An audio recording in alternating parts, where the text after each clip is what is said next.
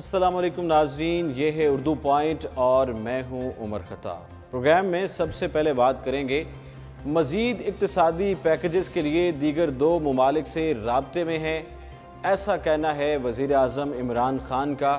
وزیر اعظم عمران خان نے کہا ہے کہ سعودی عرب کی جانب سے اچھا اقتصادی پیکج مل جانے پر اللہ تعالیٰ کا شکر ادا کرتا ہوں، تاہم اب اگر ہم عالمی مالیاتی ادارے IMF کے پاس جائیں گے تو قرض اور شرائط کا بوجھ زیادہ نہیں ہوگا اور عوام کو فائدہ ہوگا۔ قوم سے اپنے تیسرے خطاب میں انہوں نے کہا کہ اقتدار میں آئے تو پرانے قرضوں کی وجہ سے مہنگائی کا تناسب پہلے ہی سے بہت زیادہ تھا۔ ان کا کہنا تھا کہ سعودی عرب کے پاس جانے سے قبل اگر IMF کے پاس جاتے تو زیادہ قرضہ لینے پر سخت شرائط کا مطالبہ ہوتا اور نتیجے میں عوام پر مزید مہنگائی کا بوجھ بڑھ جاتا۔ عمران خان نے خوشخبری دی کہ مزید اقتصادی پیکج کے حصول کے لیے دیگر دو دوست ممالک سے مسلسل رابطے میں ہیں۔ ان کا کہنا تھا کہ اللہ تعالیٰ سے خوش ہوں، ہمیں سعودی عرب کی جانب سے اچھا پیکج مل گیا ہے جس کی وجہ سے اب IMF کے پاس جائیں گے تو قرضے کا بوجھ زیادہ نہیں پڑے گا۔ وزیر اعظم عمران خان نے عندیہ دیا کہ یمن لڑائی کو ختم کرانے کے لیے پاکستان ثالثی کا کردار ادا کرے گا۔ یمن میں جاری خانہ جنگی کو ختم کرنے کے لیے ہم ثالث کا کردار ادا کر رہے ہیں اور اس کے لیے مسلم ممالک کو اکٹھا کرنے کی کوششیں جاری ہیں۔ وزیر اعظم نے ماضی کا حوالہ دیتے ہوئے کہا ہے کہ 1971 میں پاکستان کا قرضہ 30 ارب تھا جو 2008 تک 6000 ارب ہو گیا اور گزشتہ 10 برس میں قرضے کا حجم جو ہے وہ 30,000 ارب تک پہنچ چکا ہے۔ عمران خان نے کہا کہ وہ بہت جلد عوام کو متعدد اور بڑی خوشخبریاں سنائیں گے۔ PTI کے سربراہ نے مسلم لیگ نون اور پیپلز پارٹی کا نام لیے بغیر کہا کہ جمہوریت کو بچانے والوں نے ملک کو قرضوں میں غرق کر دیا۔ وزیر اعظم نے یہ بھی باور کرایا کہ گزشتہ حکمرانوں کی جانب سے بگاڑی ہوئی چیزیں ٹھیک کر رہے ہیں، تاہم ہماری پالیسیوں کے ثمرات مستقبل قریب میں نظر آئیں گے۔ انہوں نے سیاسی مخالفین کے حوالے سے کہا کہ 30,000 ارب روپے کا آڈٹ کرائیں گے تاکہ معلوم ہو سکے یہ پیسے کہاں گئے، جبکہ اس عمل کو روکنے کے لیے جلسے جلوس کیے جا رہے ہیں۔ ان کا یہ بھی کہنا تھا کہ سیاسی جماعتوں کے حکمران اور رہنما پرانے مقدمات پر ہمیں بلیک میل کرنے کی کوشش کر رہے ہیں، عوام پریشان نہ ہوں، ہم کرپشن کو کسی صورت برداشت نہیں کریں گے۔ NRO کے حوالے سے بات کرتے ہوئے انہوں نے کہا کہ اس بات کو دل سے نکال دیں۔ وزیر اعظم نے کہا کہ مسلم لیگ نون اور پیپلز پارٹی کو شرم نہیں آتی جو گزشتہ 10 برس سے اقتدار میں رہیں اور اب ہمارے خلاف متحد ہو کر حکومت کو ناکام کرنے کی کوشش کرتے ہیں۔ وزیر اعظم عمران خان نے واضح کیا کہ حکومت سے NRO کا مطالبہ کیا جا رہا ہے تاکہ سیاسی جماعتوں کی چوری نہ پکڑی جائے۔ انہوں نے دو ٹوک الفاظ میں یہ کہا کہ تمام سیاسی جماعتیں سن لیں غور سے کہ NRO کو کوئی بھی اس کی گنجائش نہیں ہے۔ عمران خان نے خبردار کیا کہ ہم کسی کرپٹ انسان کو نہیں چھوڑیں گے، عوام سے وعدہ کیا تھا کہ کرپٹ لوگوں کو جیلوں میں ڈالیں گے اور اسے ہر حال میں پورا کریں گے۔ ان کا یہ بھی کہنا تھا کہ پاکستان سے ڈالر چوری کر کے بیرون ملک لے جایا جاتا ہے، عوام غریب ہو رہے ہیں، امیروں کا چھوٹا سا طبقہ مسلسل دولت اکٹھی کرنے میں مصروف ہے۔ دوسری طرف سعودی عرب نے بیل آؤٹ پیکج کی مد میں کوئی شرط عائد نہیں کی ہے، ایسا کہنا ہے وزیر خارجہ شاہ محمود قریشی کا۔ شاہ محمود قریشی نے یقین دلایا ہے کہ سعودی عرب نے بیل آؤٹ پیکج کی مد میں پاکستان پر کوئی شرط عائد نہیں کی ہے۔ بہت اچھا اقدام ہے سعودی عرب کی طرف سے۔ انہوں نے کہا کہ سعودی عرب کے ساتھ تعلقات میں اتار چڑھاؤ رہا لیکن تعلقات برقرار رہے، تاہم سرد مہری کی کئی وجوہات تھیں جنہیں درست کرنے کی کوشش کی گئی ہے۔ وزیر خارجہ شاہ محمود قریشی سے چینی سفیر کی بھی ملاقات ہوئی۔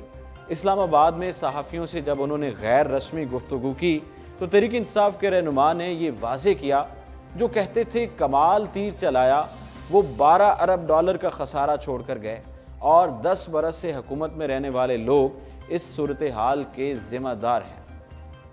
انہوں نے کہا کہ ہم نے مجموعی طور پر 6.2 ارب ڈالر کا پیکج حاصل کیا ہے۔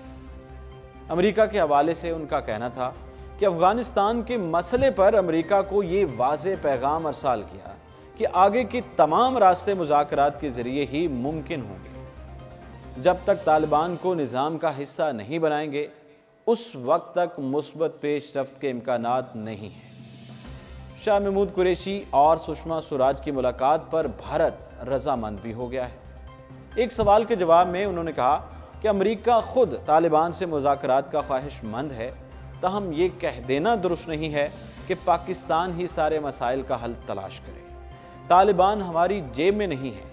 انہوں نے واضح کہا کہ یمن کے تنازع میں ہمارا موقف بالکل دو ٹوک ہے کہ ریاست اس مسئلے کا حل فوج بھیجنے پر نہیں رکھتی ہے کہ ہم فوج نہیں بھیجیں گے۔ پاک ایران گیس پائپ لائن منصوبے سے متعلق ان کا کہنا تھا کہ امریکہ کی جانب سے ایران پر اقتصادی پابندیوں کے نتیجے میں منصوبہ تعطل کا شکار ہے۔ بھارت کے حوالے سے انہوں نے کہا کہ نئی دہلی کے پاس مذاکرات کے علاوہ کوئی دوسرا راستہ نہیں ہے اور الزامات لگانا بھارت کا پرانا وتیرہ ہے۔ وزیر خارجہ نے مزید کہا کہ ایسے لگتا ہے کہ بھارت الیکشن سے قبل مذاکرات کے لیے ضرور پیش رفت کرے گا۔ بھارت سے مذاکرات کے لیے ہمیں کوئی جلدی نہیں ہے۔ اگر ہم بات کریں ترجمان دفتر خارجہ کی، ترجمان دفتر خارجہ ڈاکٹر محمد فیصل کا کہنا ہے کہ قندھار حملے میں پاکستان کے ملوث ہونے کے الزامات من گھڑت اور بے بنیاد ہیں۔ دفتر خارجہ کا یہ بیان گزشتہ روز افغان صدر اشرف غنی کی جانب سے قندھار حملے میں پاکستان کے ملوث ہونے کے الزامات کے بعد سامنے آیا ہے۔ پاکستان کی جانب سے ان الزامات کو یکسر مسترد کرتے ہوئے کہا گیا ہے کہ افغان صدر کے الزامات من گھڑت اور بے بنیاد ہیں۔ ترجمان دفتر خارجہ نے کہا کہ پاکستان پر لگائے گئے ان الزامات کی حمایت میں کوئی ٹھوس ثبوت یا انٹیلیجنس انفارمیشن موجود نہیں ہے۔ انہوں نے کہا کہ امن و استحکام کے لیے پاک افغان ایکشن پلان پر مؤثر حکمت عملی کے تحت کام کرنے کی زیادہ ضرورت ہے تاکہ ایسے ناخوشگوار واقعات سے متعلق باہمی طور پر تحقیقات کی جا سکیں۔ داخلی حملے میں قندھار کے گورنر، پولیس اور انٹیلیجنس چیفز بھی ہلاک ہوئے۔ ڈاکٹر محمد فیصل کا کہنا تھا کہ ایسے معاملات پر ہمیں ایک دوسرے پر الزام تراشیوں کی بجائے مشترکہ طور پر حکمت عملی کے لیے رواں برس طے پانے والے باہمی معاہدے کے 7 اصولوں پر عمل کرنا چاہیے۔ ایک رپورٹ کے مطابق افغان صدر اشرف غنی نے یہ دعویٰ کیا تھا کہ قندھار دھماکے میں ہلاک ہونے والے پولیس کمانڈر جنرل عبدالرازق کے خلاف منصوبہ پاکستان میں بنایا گیا تھا۔ افغان صدر نے دعویٰ کیا تھا کہ یہ سازش پاکستان میں بنائی گئی تھی، لہٰذا پاکستان ان مجرمان کو ہمارے حوالے کرے تاکہ انہیں انصاف کے کٹہرے تک لایا جا سکے۔ واضح ہے کہ 18 اکتوبر کو افغانستان کے صوبے قندھار میں داخلی حملے کے نتیجے میں صوبے کے گورنر، صوبائی پولیس چیف جنرل عبدالرازق اور صوبائی انٹیلیجنس چیف عبدالمومن ہلاک ہو گئے تھے، جبکہ نیٹو فورسز کے کمانڈر محفوظ رہے تھے۔ افغانستان میں خودکش حملہ انتخابی امیدوار سمیت 8 افراد ہلاک ہوئے۔ حملہ اس وقت کیا گیا جب اعلیٰ حکام گورنر ہاؤس میں منعقدہ ایک اجلاس میں شرکت کے بعد واپس جانے کے لیے ہیلی پیڈ کے پاس جا رہے تھے۔ طالبان کے ترجمان قاری یوسف احمدی نے اس دھماکے کی ذمہ داری قبول کی تھی۔ انہوں نے بتایا تھا کہ اس حملے کا اصل ہدف افغانستان میں نیٹو اور امریکی افواج کے کمانڈر جنرل اسکاٹ میولر تھے۔ مذکورہ حملے کے بعد پاکستان کی حکومت کی جانب سے شدید مذمت کی گئی تھی۔ وزیر اعظم عمران خان نے افغان صدر حملے میں متاثرہ افراد کے لواحقین اور افغانستان کے عوام کی جانب سے اظہار تعزیت کیا گیا تھا۔ مزید برآں پاک فوج کے ترجمان میجر جنرل آصف غفور نے سماجی رابطے کی ویب سائٹ ٹویٹر پر army chief general Qamar Bajwa کی جانب سے افغانستان میں تعزیتی بیان ٹویٹ کیا تھا۔ اس کے ساتھ ہی عمر خطاب کو اجازت دیجیے اور دیکھتے رہیے اردو پوائنٹ۔